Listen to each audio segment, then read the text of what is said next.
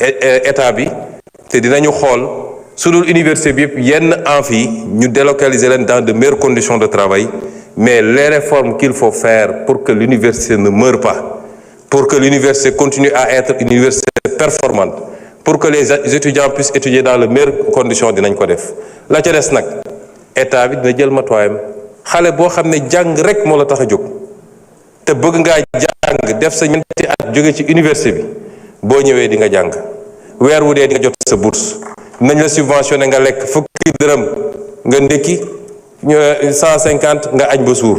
loolu état bi dina ko continuer garantir aux étudiants dans les meilleures conditions mu des nag la ñu wax ci mbirum góor jigéen defe naa ñaar ñi ci wax kenn ki moom il est téméraire waaye duma ko tontu je parle aux Sénégalais démb saisir naa moi-même le président de l'Assemblée nationale pour transmettre ko le projet de loi c'est le premier projet de loi que je porte moi-même et je l'assume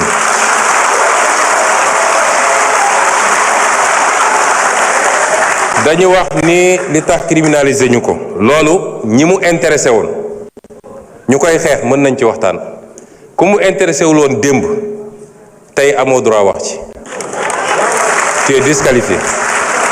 ñooñu mu intéressé woon nag ñoom ñëpp ba ñu dajee c'est le lieu mu féliciter ànd sàmm jikko yi ak ñeneen ñu yëngatu ci lii ñoom ñëpp ba ñu dajee ñoo dëppoo ni mën nañu am lu ñu bëgg en délit en restant le truc au niveau de délit mën nañu am lu ñu bëgg wala lu ko gën sax moo tax projet bi ànd sàmm jikko yi déposé dañ ko bàyyi ci délit projet bi ma def te sukkandiku ci loolu ak leen luñ ci yokk dañ ko bàyyi ci délit lañ ca bëgg nag dinañ ko am ba mat sëkk ñi ciy wax ci opposition ma wax leen ci tax a jóg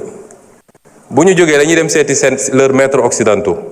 ne leen waxoon nañ leen ñi ñu bon lañu gis ngeen kii nañu ñi ngi réprimer les homosexuels ñun li ñu bañoon def ñoom ñu ngi koy def dañ koy politiquer foofu ci occidentaux yi ak ci lobby yi loolu la ñuy def gëmuñu sax li jëm ci loolu su dee temps bi dina ko article 319 toute personne qui aura commis un acte contre nature sera punie d'un emprisonnement de 5 à 10 ans donc et d'une amende de 2 millions à 10 millions de francs loolu la ñuy wax sans préjudice des autres peines. Si l'acte est commis avec un mineur, le maximum de la peine sera prononcé.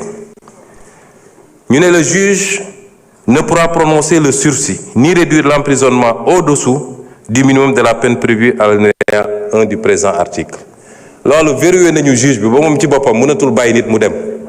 ni mu tuuti 5 ans yi dina ko wax ni mu tuuti kon loolu soxlawoo criminaliser pour am ko ñu teg ci ni tout acte sexuel ou à caractère sexuel entre deux personnes de même sexe constitue un acte contre nature ñu définir ko mësuñu koo définir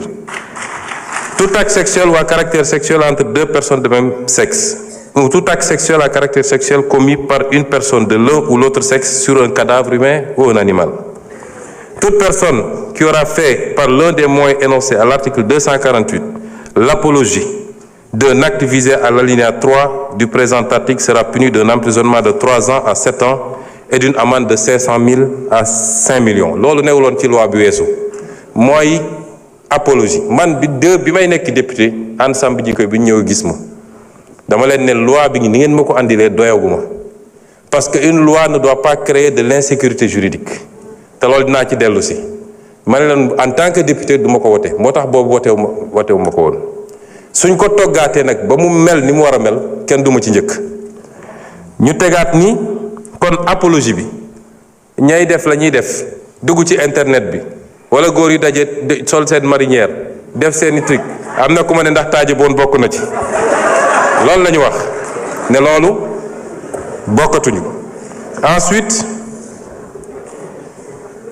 ñu ne constitue l'apologie d'un acte contre nature toute représentation publique par la parole, l'écrit, l'image, le geste, le son ou par tout autre procédé quelconque tendant à promouvoir l'homosexualité, la bisexualité, la transsexualité, la zoophilie, la nécrophilie ou toute autre pratique assimilée. foofu dañu am na ñu jàpp ne dañoo def dugal ci ay détails homosexualité dafa ëmb lépp bu dee bu jigéen bi la ñuy wax lesbianisme bu dee bu góor ñu ne gay wala xam lan donc su ñu nee homosexualité yóbbu na loolu yépp ñu ne toute personne qui aura financé ou appuyé le financement mosu cee bokk parce que xam nañ ni li gën a aggraver affaire bi mooy xaalis bu bëri bi ci gars yi di distribuer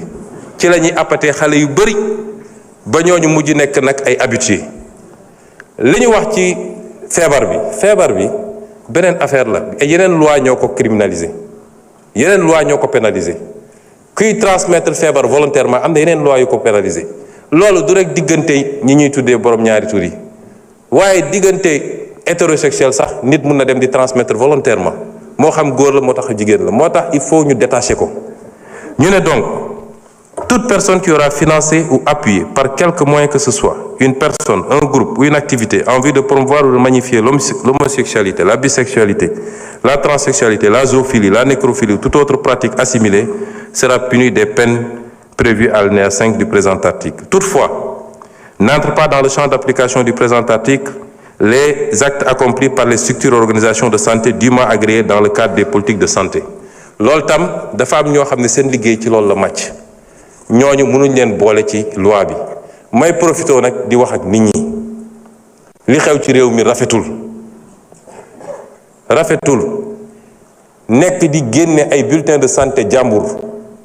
le statut sérologique des gens ñooñu léeg-léeg dañoo am njaboot seeni doom ñemeetuñu dem école ce qui se passe dans ce pays-là est inadmissible. Instruction, secret de l'instruction amatul diggante enquête bi parquet juge d'instruction tous les PV sont dans la rue kan moo jox nit sañ-sañ mu ne diw am na cancer wala am na sida wala am na lii et ça ana procureur dañu war a interpeller tout de suite ñu koy def c'est des familles qu'on est en train de détruire par l'irresponsabilité de quelqu'un boo xam ne peut-être moom la mais doomam il n'a pas demandé ça léegi bu demee école ñu ne kii papam moo dafa am sida est-ce que moom amul sida au nom de quoi on le fait ak ñi nga xam ne dañoo jàpp ni ñoom la yàlla wàcce pour ñoom ñu wax ci lii ñoom dong am na ci ñu jàmbaar macha allah am na ci ñu ëppal moo tax am na ci kenn koo xam ne bi ma déggee ñu ne jox nañ ko sécurité dama ne ministre intérieur dama jëli sécurité bi parce que kenn sant ko muy génne ay liste di joxe ay turu jàmbur nañu waxante dëgg lii c'est une prérogative régalienne état ak ses structures ñoo koy gérer waaye xam naa liste beeg te suñu la nee andil preuve doo ko andil loolu tegul fenn nañu bàyyi loolu. ñu teg ci ni les personnes déclarées coupables des infractions prévues par le présent article seront privées des droits énumérés à l'article 34 du présent code pour une période de 10 ans à compter du jour où les peines principales sont devenues définitives. On parle ici de perte de droits civiques. Toute personne, mooy li ma doon wax léegi, qui aura dénoncé par l'un des moyens énoncés à l'article 248 l'un des actes prévus au présent article sans en apporter la preuve sera puni d'un emprisonnement de 2 à 5 ans et d'une amende de 500 000 à 2 millions. Parce que duñu permettre aussi du rek dénoncer sans preuve mais jóg nit romb la nga ne gis naa loxo bi daf koo damm nga dem naan damay dem këram boo ko defee yoon dal sa kaw ñu ngi leen di gërëm di leen sant. Vous avez 2 minutes de plus, monsieur le ministre. Il vous reste 2 minutes, hein? Ah, il vous reste 2 minutes. Ouais, c'est 32 minutes.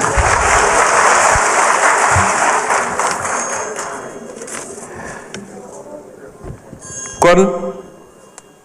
li ma ci wax léegi rek dafa am loo xam ne nag bu ko ab réew bëggee parce que lii réew mi yépp jàngu bi jullit ñi ba ci bois sacré bi ñépp a ci daje ñépp a ci dëpp ay at ñu koy wax ay nit ŋànk fi réew mi ne duñ ko def président bi fi jógee dafa mu si taxaw ñu laaj ko ci tubaab bi mu ne c'est un fait de société ci laa ne woon c'est pas un fait de société parce que boo ko delloo ci société bi régleel ko boppam mooy ku nekk jóg ne maa ngi koy faji la société c'est l'État avant tout donc État bi moo war a jël responsabilité te bañ cee ragal nag te loolu ma ciy lancer un appel aux Sénégalais bañ koy présenter keroog ci benn bërëb dafa am kenn ci kilifa yu ñu liggéeyal ne le moment n'est pas bon ndax lii ñoom seen lobby dañu am doole ak fi ñu toll nii mun nañu dem ci FMI ci fii dégg nga maam def seen lobbying affaire yi